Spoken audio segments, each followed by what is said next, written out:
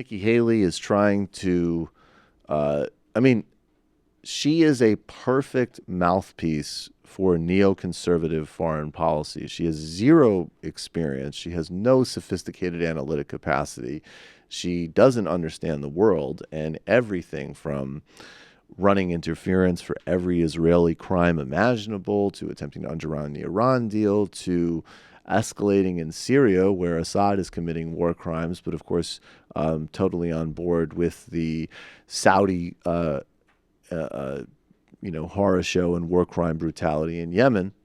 But she, in this easy age, has built up a brand for herself because she's able to, properly function and speak on television, and she's quite concerned about her own brand and clearly has wider designs here.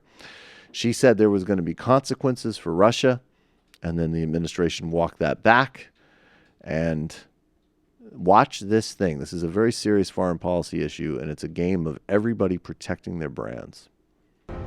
You will see that Russian sanctions will be coming down.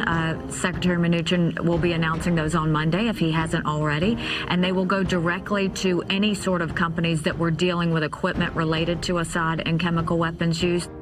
And welcome back to Hardball. That was U.S. Ambassador to the United Nations Nikki Haley promising on Sunday that the Trump administration would implement another round of sanctions against Russia for their support of the Assad regime in Syria. But despite her announcement, no new sanctions were rolled out yesterday. Instead, the White House contradicted Haley, suggesting she spoke out of turn and that no decision had been reached. This morning, the newly minted White House economic advisor, Larry Kudlow, told reporters that, quote, she got ahead of the curve. She's done a great job. She's a very effective ambassador. There might have been some momentary confusion.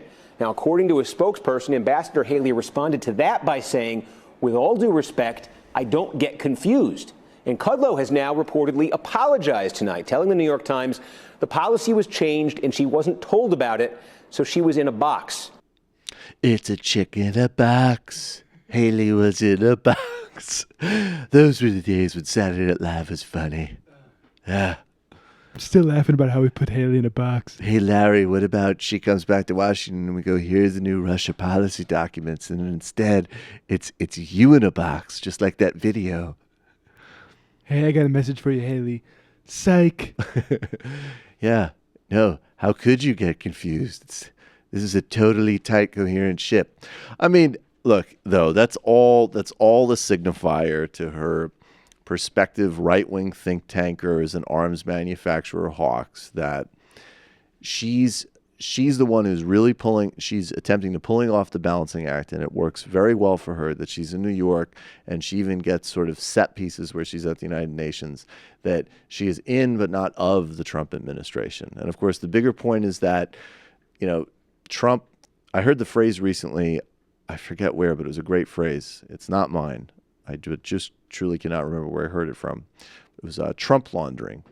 And this idea that, whether it's Republicans trying to wash away the fact that they support U.S. imperialism, wars of aggression globally, or, social Darwinism, savagery, racism at home, or neoliberals and Democrats excusing their own advocacy for war, oppression, inequality, and disparities, that, Trump, through his unique grotesqueness and foulness, washes it away, even though the policy framework is in the same universe.